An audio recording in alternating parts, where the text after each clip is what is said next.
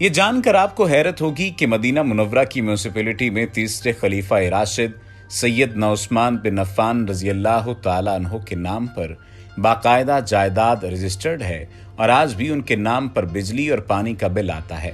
اب حضرت عثمان رضی اللہ تعالیٰ عنہ کی ملکیت میں ایک ہوٹل قائم کیا جا رہا ہے۔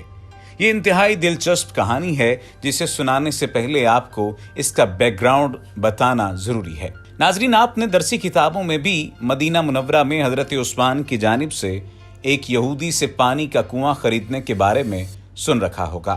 اس کی کہانی کچھ یوں ہے کہ نبوت کے 13ویں سال میں جب مسلمان ہجرت کر کے مدینہ منورہ پہنچے تو وہاں پینے کے پانی کی بہت قلت تھی۔ مدینہ منورہ میں ایک یہودی کا کنواں تھا جو مسلمانوں کو پانی مہنگے داموں فروخت کرتا۔ اس کنویں کا نام بئر روما یعنی روما کا کنواں تھا اور پریشانی کے عالم میں مسلمانوں نے رسول اللہ صلی اللہ علیہ وآلہ وسلم سے شکایت کی۔ اللہ کے نبی نے فرمایا، کون ہے جو کنواں خریدے اور مسلمانوں کے لیے وقف کر دے؟ ایسا کرنے پر اللہ تعالیٰ اسے جنت میں چشمہ عطا کرے گا۔ حضرت عثمان بن عفان رضی اللہ تعالیٰ عنہ اس یہودی کے پاس گئے اور کنواں خریدنے کی خواہش کا اظہار کیا۔ کنواں چونکہ منافع بخش آمدنی کا ذریعہ تھا، اس لیے یہودی نے اسے فروخت کرنے سے انکار کر دیا۔ حضرت عثمان رضی اللہ تعالیٰ عنہ نے ایک تدبیر کی کہ پورا کنواں نہ صحیح آدھا فروخت کر دو۔ آدھا کنواں فروخت کرنے پر ایک دن کنویں کا پانی تمہارا ہوگا اور دوسرے دن میرا ہوگا۔ یہودی ان کی اس پیشکش پر لالچ میں آ گیا۔ اس نے سوچا کہ حضرت عثمان اپنے دن میں پانی مہنگے داموں فروخت کریں گے، اس طرح اسے بھی زیادہ منافع کمانے کا موقع مل جائے گا۔ چنانچہ اس نے آدھا کنواں حضرت عثمان بن عفان رضی اللہ تعالیٰ عنہ کو فروخت کر دیا۔ سیدنا عثمان غنی رضی اللہ تعالیٰ عنہ نے وہ کنواں اللہ سبحانہ و تعالیٰ کی رضا کے لیے وقف کر کے اپنے دن مسلمانوں کو کنویں سے مفت پانی حاصل کرنے کی اجازت دے دی۔ لوگ حضرت عثمان غنی رضی اللہ تعالیٰ عنہ کے دن مفت پانی حاصل کرتے اور اگلے دن کے لیے بھی ذخیرہ کر لیتے۔ یہودی کے دن کوئی بھی شخص پانی خریدنے نہ جاتا۔ یہودی نے دیکھا کہ اس کی تجارت ماند پڑ گئی ہے تو اس نے حضرت عثمان سے باقی آدھا کنواں بھی خریدنے کی پیشکش کر دی، جس پر حضرت عثمان راضی ہو گئے اور کم و بیش 35,000 درہم میں پورا کنواں خرید کر مسلمانوں کے لیے وقف کر دیا۔ اس دوران ایک مالدار آدمی نے عثمان غنی رضی اللہ تعالیٰ عنہ کو کنواں 2 گنا قیمت پر خریدنے کی پیشکش کی۔ حضرت عثمان نے فرمایا کہ مجھے اس سے کہیں زیادہ کی پیشکش ہے، تو وہ شخص بھی اپنی پیشکش بڑھاتا چلا گیا اور حضرت عثمان یہی جواب دیتے رہے، یہاں تک کہ اس آدمی نے کہا کہ حضرت آخر کون ہے جو آپ کو 10 گنا دینے کی پیشکش کر رہا ہے؟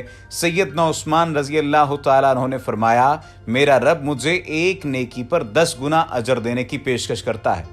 وقت گزرتا گیا اور یہ کنواں مسلمانوں کو سیراب کرتا رہا، یہاں تک کہ عثمان غنی رضی اللہ تعالیٰ عنہ کے دور خلافت میں اس کنویں کے ارد گرد کھجوروں کا باغ بن گیا اور اسی دور میں ہی اس باغ کی دیکھ بھال ہوئی۔ بعد ازاں آل سعود کے عہد میں اس باغ میں کھجور کے درختوں کی تعداد تقریباً 1550 ہو گئی۔ حکومت وقت نے اس باغ کے گرد 4 دیواری بنوائی اور یہ جگہ میونسپلٹی میں حضرت عثمان بن عفان رضی اللہ تعالیٰ عنہ کے نام پر رجسٹرڈ کر دی۔ وزارت زراعت یہاں کی کھجوریں بازار میں فروخت کرتی اور اس سے حاصل ہونے والی کچھ آمدنی غریبوں میں اور کچھ سیدنا عثمان بن عفان رضی اللہ تعالیٰ عنہ کے نام پر بینک میں جمع کرواتی رہی۔ یہ سلسلہ سالوں تک جاری رہا اور چلتے چلتے اس اکاؤنٹ میں اتنی رقم جمع ہو گئی کہ مدینہ منورہ کے مرکزی علاقے میں اس باغ کی آمدنی سے ایک کشادہ پلاٹ لیا گیا، جہاں فندق عثمان بن عفان رضی اللہ تعالیٰ عنہ کے نام سے ایک رہائشی ہوٹل تعمیر کیا جا رہا ہے۔ یہ ایک لگژری ہوٹل ہے جس پر گزشتہ کچھ برسوں سے تعمیراتی کام کا سلسلہ جاری ہے اور آنے والے کچھ وقت میں اس کی تعمیر مکمل ہو جائے گی اور اسے عوام کے لیے کھول دیا جائے گا۔ اس رہائشی ہوٹل سے سالانہ 50 ملین ریال آمدنی متوقع ہے، جس کا آدھا حصہ غریبوں اور مسکینوں کی کفالت اور باقی آدھا حصہ حضرت عثمان بن عفان رضی اللہ تعالیٰ عنہ کے بینک اکاؤنٹ میں جمع ہوگا۔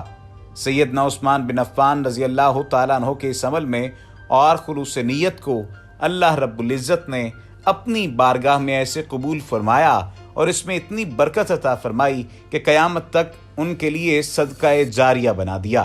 حضرت عثمان کا اکاؤنٹ یہاں بھی موجود ہے اور وہاں بھی موجود ہے، جہاں ہم سب کو بالآخر جانا ہی ہے۔ یہی وہ لوگ ہیں جن کی جانیں اور مال اللہ تعالیٰ نے اپنی جنتوں کے بدلے خرید لیے۔